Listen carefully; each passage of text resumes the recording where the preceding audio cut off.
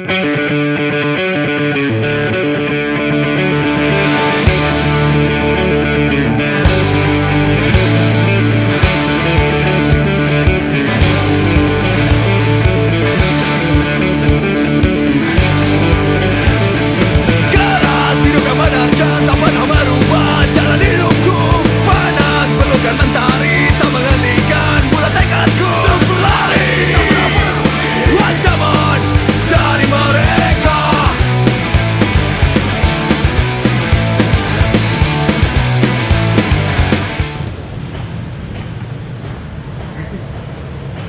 guys, di sini saya dan kelompok kami akan memulai wawancara bersama Romanze, dan di sebelah saya ada teman saya, ini juga teman saya, ini juga teman saya. Dan di sini kelompok kami akan menjelaskan tentang temanya. Monggo Mas Kevin. Oke, jadi kami dari kelompok KPI akan menjelaskan tentang, bukan menjelaskan sih ya, mewawancarai dengan tema kebersihan lingkungan dan wilayah kumuh terutama di sekitar Solo. Jadi langsung aja kita wawancarai Romo. Ya.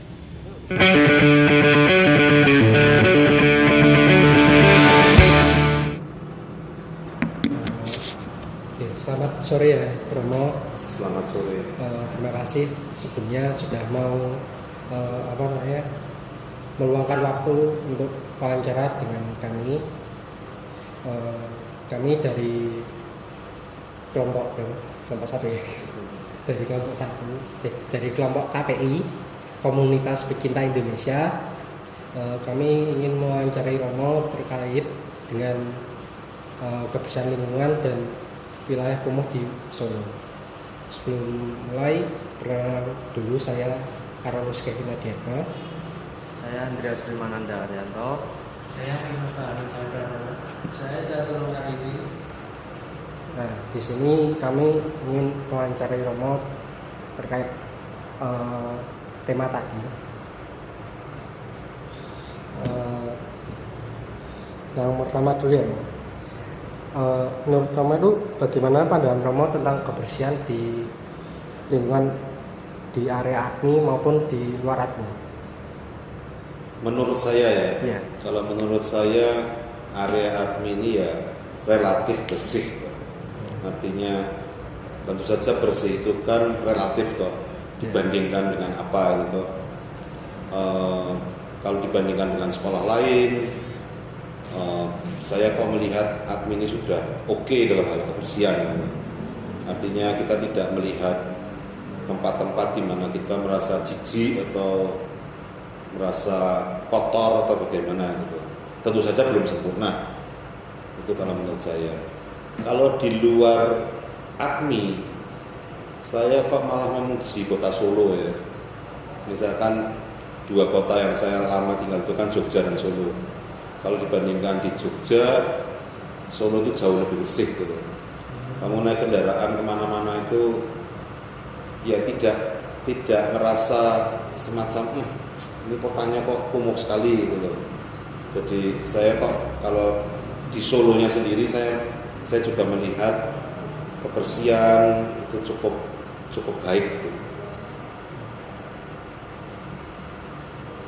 Tapi ada nggak sih kalau Romo sering jalan-jalan ke Solo gitu, tapi masih ada wilayah kumuh? Daerah yang kumuh tentu saja ada. Apa itu namanya? Dekatnya terminal Musuhan ya.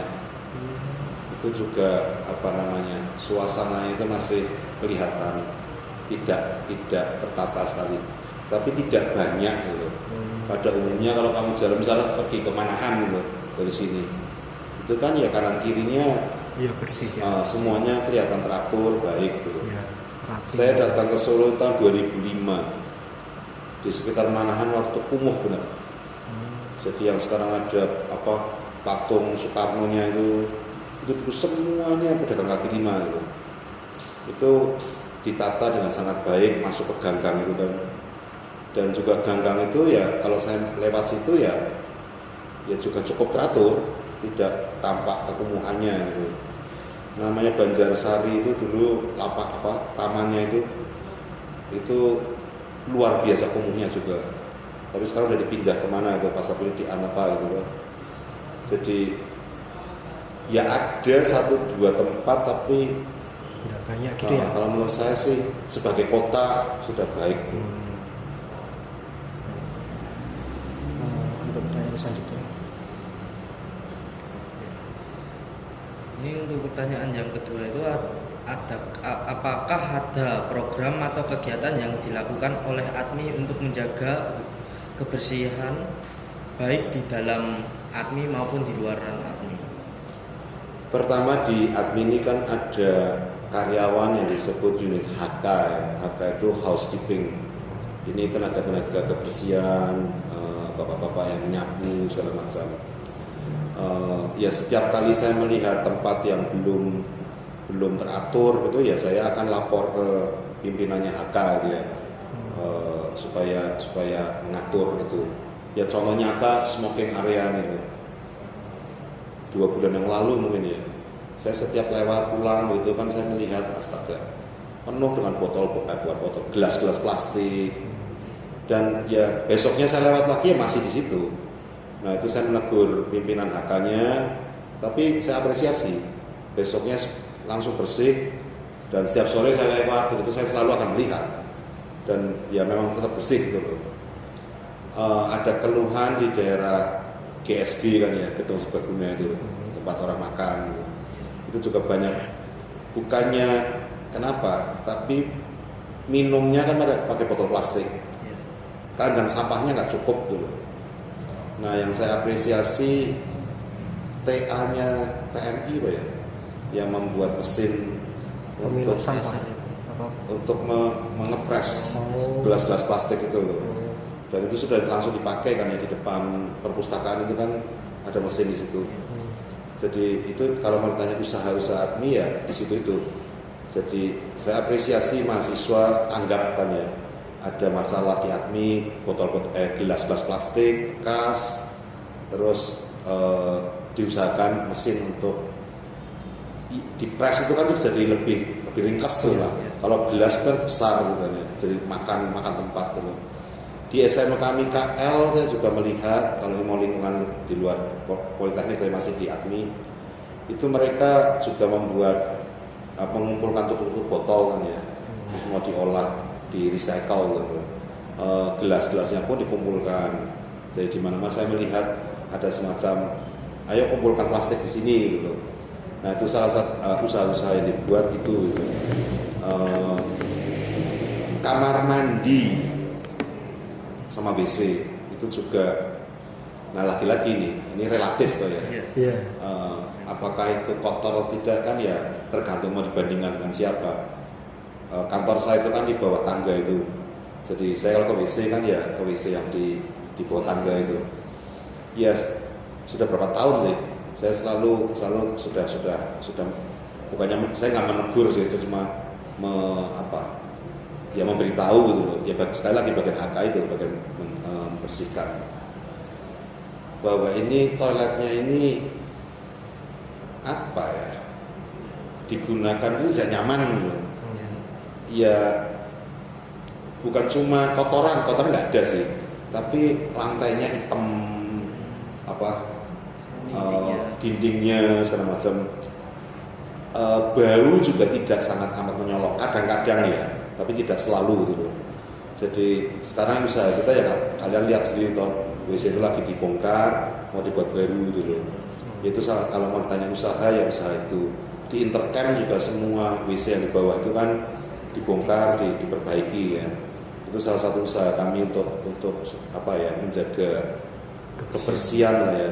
Ya mungkin banyak orang yang tidak peduli dengan toilet begitu, tapi yang justru tidak dilihat orang itu yang justru harus dipelihara. Kalau yang dilihat orang hanya yang dilihat orang itu yang dibersihkan kan ya namanya munafik tuh ya. Jadi kalau saya sih prinsip saya ya nggak cuma depan-depan saja yang dibersihkan, tapi juga termasuk toilet yang artinya tamu-tamu mungkin jarang akan melihat dulu. Itu kalau ditanya usaha di situ. Itu apakah ada kalau mahasiswa atau karyawan itu diberi didikan untuk sadar dengan lingkungan itu, apakah admin itu juga memberikan didikan itu untuk mahasiswa dan karyawan? Seperti yang tadi saya katakan kan ya, sebenarnya bau tidak sangat mengganggu. Jadi artinya dalam hal kebersihan orang menggunakan toiletnya, saya sih tidak sangat terganggu. Yang saya justru concern saya itu karyawan HK-nya itu. Maka dari awal saya mengusulkan itu Bapak, karyawan HK ini dibawa ke hotel lock-in atau ke Paragon atau ke mall, terus dibawa ke toilet, ditunjukin. Nah, ini loh, alasannya apa? Mahasiswa kita 800 sebenarnya ya. Karyawan kira-kira 600-700an lah. Berarti kira-kira maksimal 2000 orang yang ada di sini. Pengunjung mall itu berapa ribu? Memang apa mereka bisa bersih? Ya karena ada tugasnya itu yang selalu siaga itu. Jadi waktu itu kan alasannya, ya maaf, selalu disalahkan mahasiswa toh. Mahasiswa jorok ini saya bilang. Kalau tahu mahasiswa jorok, ya HK-nya membersihkannya lebih sering toh. Kalau sekarang membersihkannya hanya pagi dan sore, terus dirasa kalau pagi mahasiswa jorok, ya kenapa jam 10 nggak dibersihin, jam 2 siang nggak dibersihin? Itu kan kita jangan cuma melempar masalah kepada orang lain toh. Tapi bagaimana solusinya gitu. Ya itu sih beberapa usaha yang dibuat. Kalau pendidikan, yaitu saya sih tidak melihat mahasiswa atau penggunanya jorok, tidak menyiram atau bagaimana gitu. Karena saya tidak pernah, jarang sekali, 1 kali 2 kali mungkin ya. Tapi saya kebanyakan tidak mengeluhkan baunya itu, tapi lebih pada kok nggak dibersihin toh, atau misalkan masuk WC itu becek gitu ya, penuh air itu kan. Iya, saya pakai sepatu benar, jadi saya nggak menempel. Tapi kan melihat begitu rasanya apa ya? Kumuh gitu ya. Pertanyaan selanjutnya Romo, menurut Romo apa tantangan yang dihadapi dalam menjaga kebersihan lingkungan? Tadi di ADMI ya. Ya. Tadi mungkin saya sudah menyebutkan ya tenaga kebersihannya itu. Jadi saya pernah punya pengalaman di Jogja dulu. Saya kan pimpinannya asrama frateran. Terus semua orang Romo frater mengeluh dapur kita itu kotor. Jadi selalu tukang masaknya yang disalahkan lah. Yang mengurusi dapur itu tukang masaknya. Bu, kok dibersihin? Tetap saja keluhan ada. Suatu ketika itu saya main ke rumah ibu tukang masaknya itu di dekat tempat saya namanya Polsani di Kota Baru itu ada sungai Code. Itu apa ya, dalam hal tertentu orang yang tinggal di situ orang-orang dari golongan bawah gitu. Nah si ibu itu tinggalnya di pinggir Kali Code. Jadi saya masuk rumahnya dan saya mulai tertawa dalam hati. Ya gimana ya, namanya bersih itu kan tadi relatif. Jadi yang menurut ibu itu mungkin dapurnya Polsani sudah sangat bersih dibandingkan rumahnya. Tapi Romo-Romo punya standar lain toh. Nah itu yang kadang-kadang susah jadi tantangannya. Karyawan HK kita juga bukan dari orang golongan atas toh. Jadi saya yakin mereka juga tidak tahu standar kebersihan. Maka tantangannya ya memang harus ada pelatihan, harus ditunjukin yang namanya bersih itu begini loh. Karena kalau diandaikan rasanya terus jadi saling salah menyalahkan. Yang satu bilang sudah bersih, yang satu bilang belum bersih gitu. Itu yang apa ya, menurut saya begitu.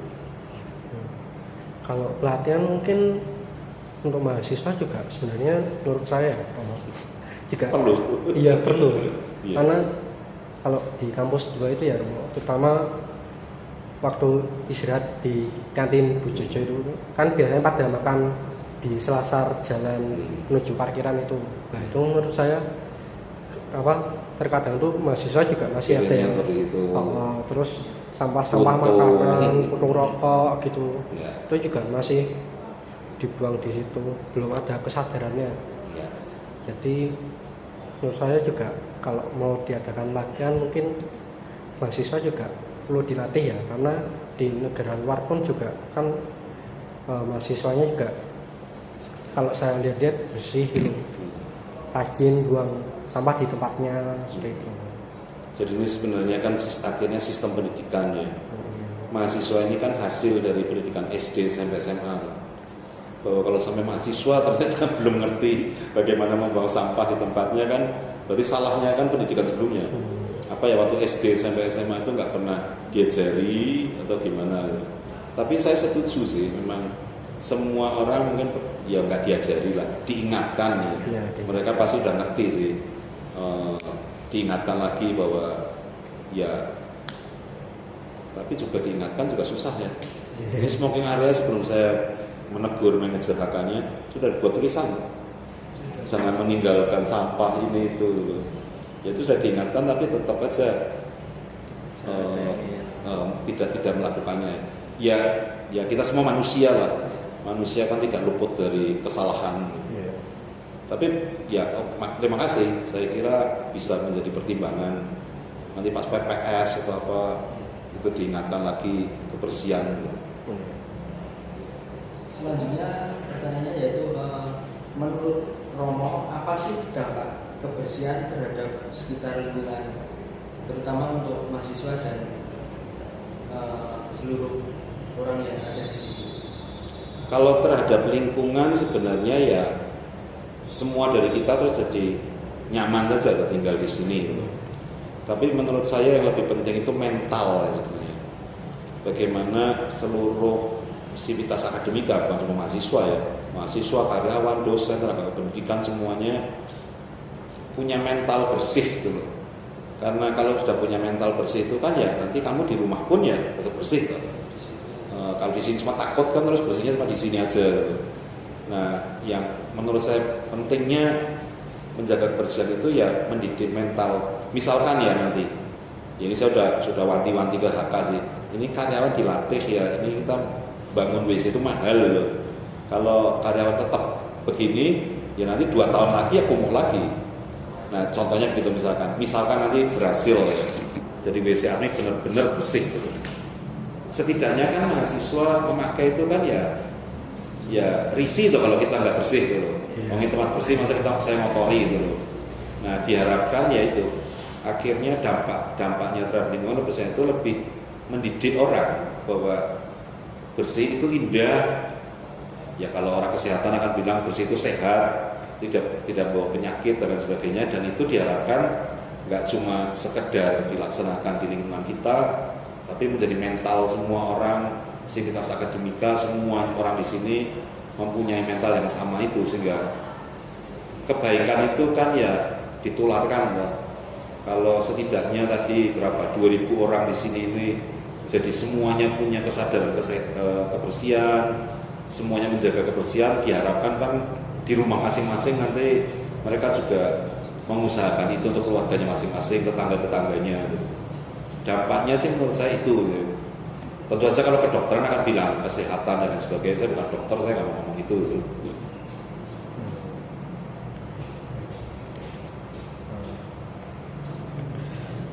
Jadi lanjut ke pertanyaan berikutnya ya Pak. Menurut Romo, apa yang bisa dilakukan oleh masyarakat dan pemerintah agar dapat mengurangi jumlah rumah dan wilayah kumuh di kota Surakarta? Kalau mau berbicara pemerintah, saya kira pemerintah harus menegakkan peraturan ya, karena itu tugas pemerintah kan. Tapi sebenarnya mau dicapai tadi itu kesadaran semua orang bahwa membuang sampah itu dosa besar. Artinya dengan saya membuang plastik itu kan sebenarnya saya mencemari lingkungan, dan lingkungan akhirnya kan berdampak pada kita lagi. Tanahnya jadi nggak subur, polusi dan lain sebagainya itu loh. Jadi kalau kepada pemerintah memang harus ada aturan benar-benar. Saya pernah waktu saya belajar S3 di UGM, saya dikirim jadi student exchange, pertukaran pelajar di Jepang 2 bulan. itu saya bukan terkesan pada ilmu yang saya dapatkan di Jepang, tapi melihat contoh hidup orang Jepang itu. Orang Jepang itu bersih benar-benar. Setiap hari itu semua keluarga rumah tangga harus mengeluarkan sampahnya, ditaruh di depan pintu pagernya gitu. Nanti petugas kebersihan akan ambil. Dan setiap hari itu ada aturannya gitu. Senin misalkan itu sampah kertas, yang membuang salah sampah dihukum, didenda gitu. Dan benar-benar tertib. Ibu kos kami itu, kami kan tinggal di kos-kosan gitu. Ibu kos kami itu setiap malam minggu datang di rumah, karena kita semua orang asing kan nggak ngerti tuh, disediakan perang sampah, semua sampah dimasukkan situ. Nanti ibunya itu minggu malam pasti datang memilah-milah sampah itu, kertas, plastik, besi, beling, apa gitu. Dan itu dia keluarkan di hari di mana aturannya begitu gitu. Dan semua orang ikut karena ada dendanya tuh, orang nggak mau bayar denda. Nah contohnya tadi ke pemerintah ya begitu, harus ada aturan yang ya pertama-tama harus memaksa tuh, supaya orang punya habits, punya kebiasaan gitu. Kami dulu nyewa sepeda, ya kampusnya paling sekilometer lah dari kos-kosan. Jadi tiap pagi kami naik sepeda, dan sepanjang dari kos-kosan enggak sih, keluar jalan dari kos-kosan sampai kampus itu ada selokan, ya seperti depan admin lah. Itu airnya jernih, penuh ikan gitu. Selokan gitu. Jadi saya setiap pagi menikmati benar gila ya. Ini benar-benar mental sebuah bangsa gitu. Nah, saya kira kalau pemerintah larinya ke situ. Saya sih berharap ya kita semua terus menjadi bangsa yang bersih ya.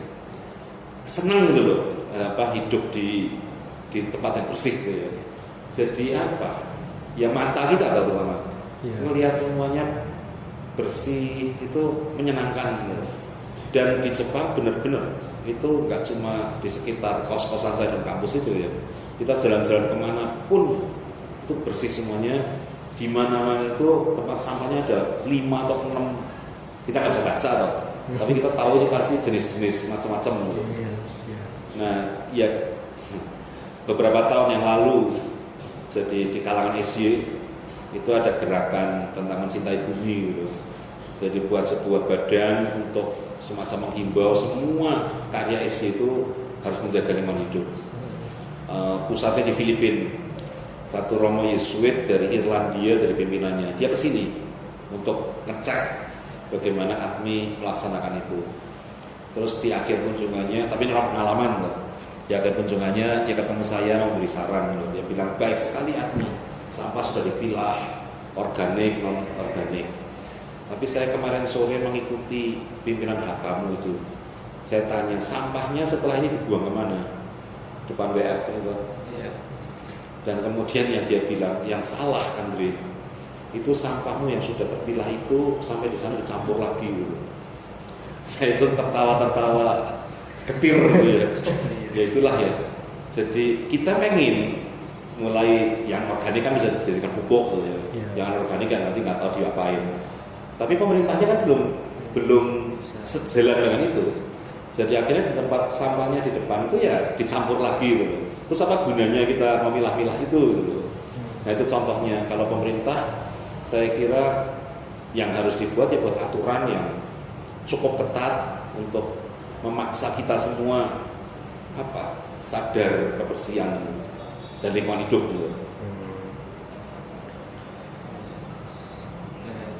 Dan itu tadi Romo tuh punya beberapa pengalaman yang terkait dengan kebersihan lingkungan itu sendiri, dan juga di SC ada badan yang mengurusi kebersihan itu tadi yang memberikan paparan kebersihan. Nah di situ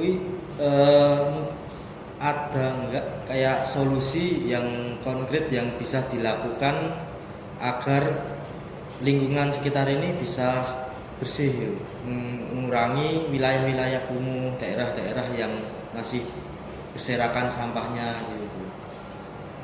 Kalau yang ke masyarakat luas itu tidak ada ya yang diatur rumah dan karya-karya Serikat Yesus tuh. Yang konkret yang masih saya ingat banyak sekali rekomendasinya. Ya salah satunya itu tadi sampah organik dan anorganik harus dipisahkan. Terus selanjutnya sampah organik ini juga diolah.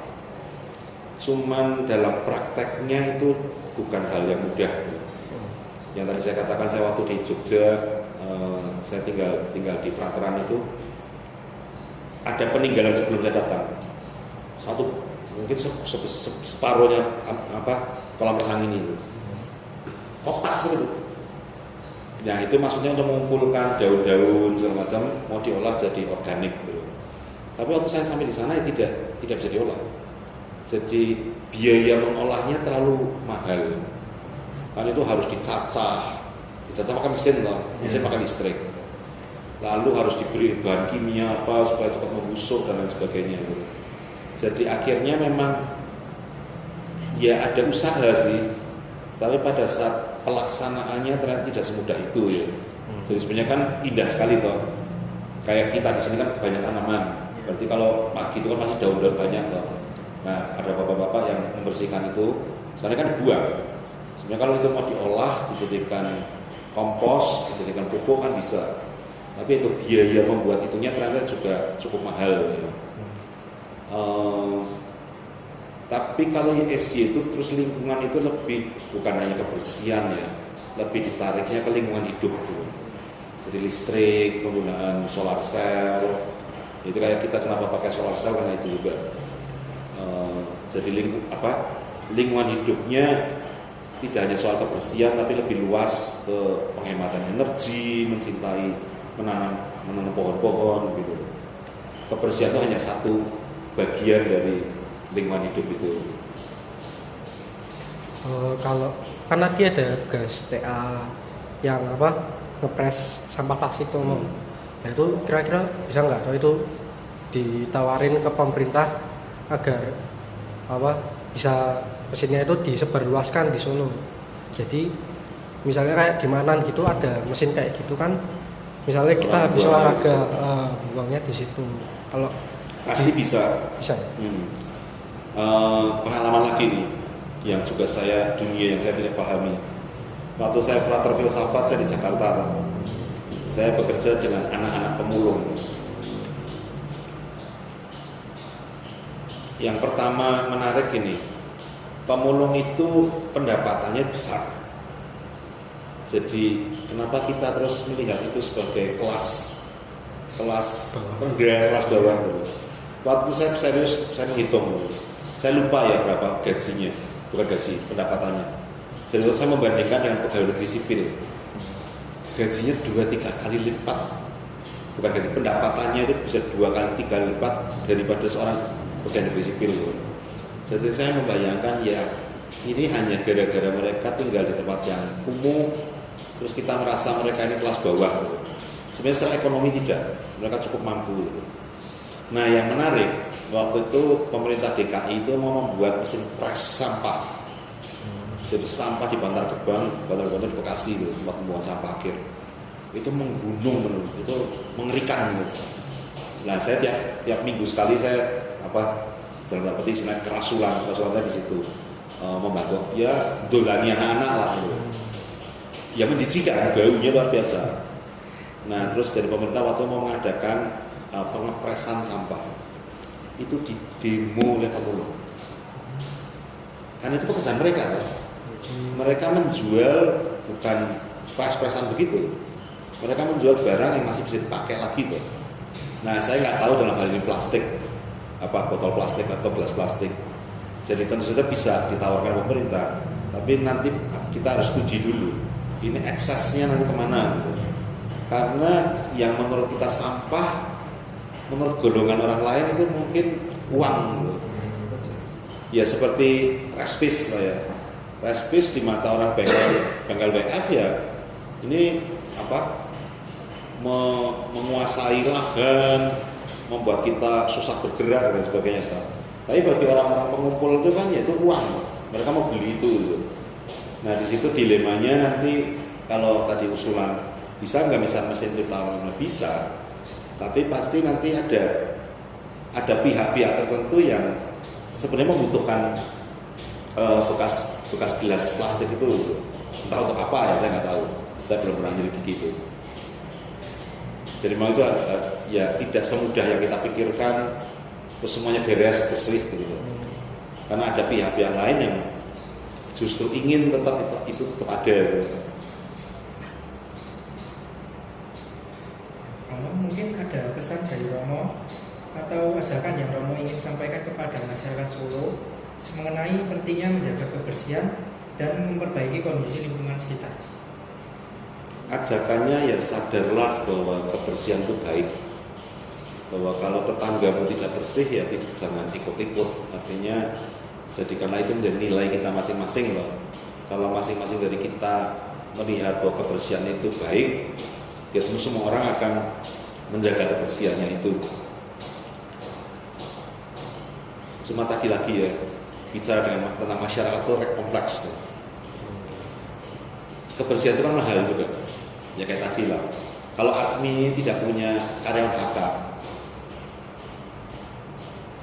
setiap bulan kita bisa menghemat ongkos sekian banyak.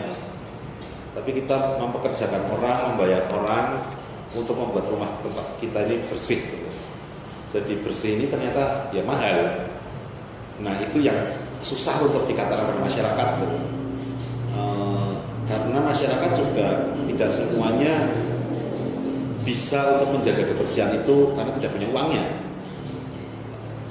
Karena ada kebutuhan lain yang lebih penting daripada dalam tanda petik hanya menjaga kebersihan. Jadi itu memang saya orang teknik, jadi saya nggak suka bicara yang muluk-muluk pada masyarakat, himbauan moral supaya baik-baik. Saya lebih realistis ya. Ya kita tahu bahwa untuk menjadi bersih itu butuh biaya dan tidak semua orang bisa menyediakan biaya itu. Jadi ya sudah, mari kita berbuat apa yang kita bisa buat. Ya setidaknya tadi kita sudah nyinggung kan pendidikan ya. Pendidikan itu powerful, hebat gitu. Kalau semua TK, SD, SMP kita ya, menekankan kebersihan pada anak, setiap tahun ada berapa ratus ribu atau juta siswa lulus, kalau itu benar-benar ditekankan, memegang nilai kebersihan itu. Nah, jadi mungkin ya tadi balik ke yang pertanyaan sebelumnya tentang pemerintah, barangkali itu lewat pendidikan itu mungkin cara yang efektif ya untuk membuat masyarakat kita sadar akan kebersihan. Harus sejak dini gitu ya Pak? Iya, itu harus menjadi nilai ya.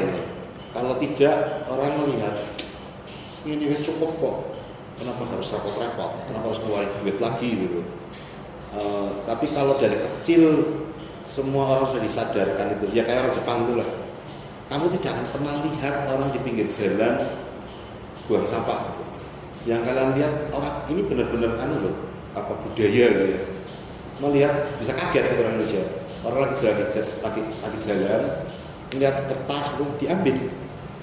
Nanti dekat kandang sampah dibuang. Itu jarang kita lihat di sini gitu.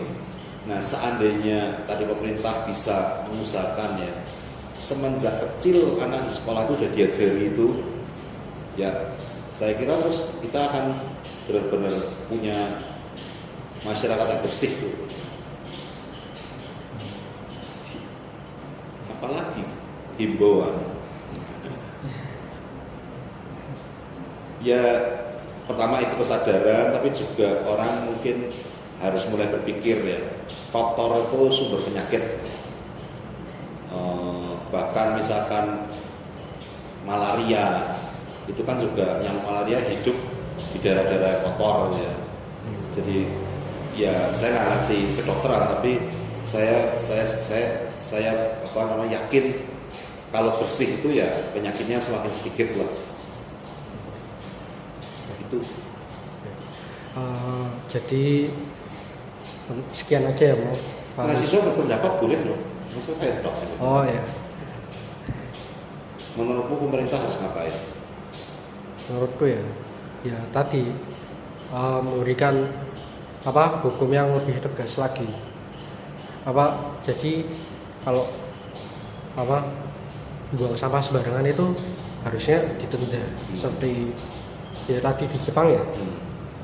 Nah, terus sebenarnya kalau dari sebagai mahasiswa perancangan manufakturnya ya walaupun ada bentrokan dengan pihak masyarakat yang lain, tapi menurut saya ya, tetap mesin seperti pengepres sampah atau pengolah sampah yang lain itu tetap harus dibuat, walaupun ya memang kesannya jahat ya, kesannya jadi kayak nggak pedulin dengan masyarakat yang kelas bawah gitu. Cuma tapi menurut saya ini tuh ya diperlukan agar lingkungan tuh jadi lebih bersih, nggak kumuh gitu loh. Ilmu sosial itu lebih kompleks dari ilmu teknik. Jadi teknik itu kan kita praktis loh. Saya bisa bikin mesin, ada sampah, ya udah olah sampah. Tapi ilmu sosial itu nggak tahu saling terkait satu sama lain tadi ya. Jadi kita mau bersihkan sampah, ada orang butuh sampah, nanti kita dikatakan saya nggak adil dan lain sebagainya. Tapi pada akhirnya, toh kita harus ambil keputusan. Tidak mungkin kita ambil keputusan yang menyenangkan semua orang. Iya. Apapun ya, keputusan sekecil apapun, bahkan di kelas atau apa ya. Saya memutuskan sesuatu, pasti ada sebagian orang tidak suka, sebagian orang suka. Jadi yang tadi kamu katakan benar. Sebagai mahasiswa, saya perlu terus mengasah kreativitasan saya untuk urusan kebersihan. Bahwa nanti ada orang lain tidak suka, ya sudah, mau bagaimana? Iya. Karena kan itulah hidup. Iya, di luar negeri kan juga mesin-mesin kayak gitu juga udah banyak kan. Ya. Ada kalau di Amerika tuh kalau nggak salah ada kayak mesin penukar botol jadi uang-uang receh gitu kan. Ya. Jadi mahasiswa masyarakat lain juga ikut senang. Jangan jauh-jauh di Amerika loh. Di SMA Santa Ursula Jakarta ada videonya itu. Di sekolahan itu ada mesin. Kalau kamu naruh botol kosong, dikasih uang receh. Baru tahu. Jadi saya waktu usul sih, mau dipakai ya di sini. Ya, belum terlaksana sih. Tapi idenya orang mekatronika kayaknya sudah ada yang mulai mencoba-coba itu. Ya nggak usah bayar mahal-mahal ya, itu kan cuma seneng aja toh. Receh paling kecil itu berapa? 200, 500, 100 masih ada toh? Masih kan. Tapi ya 100 memang terlalu kecil, 500 lah katanya. 500. Bisa kita masukkan botol 1 sampai 500 kan senang toh. Iya. Ya nggak ada harganya, tapi ya senang aja. Lumayan buat parkir. Iya. Kalau dari teman-teman yang lain mungkin Kalau menurut saya itu mahasiswa harus menjadi contoh bagi teman-temannya yang udah sadar, yang jiwanya udah baik membuang sampahnya, keikhlasan untuk membuang sampahnya, nggak bodoh amat lah, kayak gitu kalau menurut saya. Sebenarnya nggak berat kan ya. Iya. Cuma ini ya kesadaran. Kayak tadi balik lagi ke smoking area kan. Berapa? 10 meter ada kena sampah besar itu. Kebiasaan. lalu apakah ada yang mau menambahi? Sudah tutup. Oke. Berarti segitu saja untuk wawancara pada hari ini. Mau cari terima kasih ya, sudah mau. Terima kasih. Menyempatkan waktu untuk wawancara dengan kami, dan jika kami ada kesalahan kata atau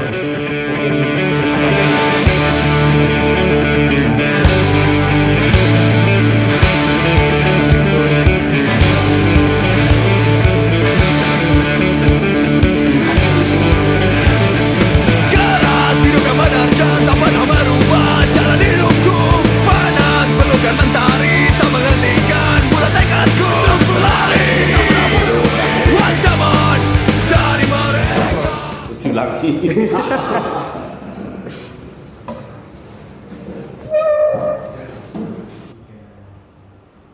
Oke. Mari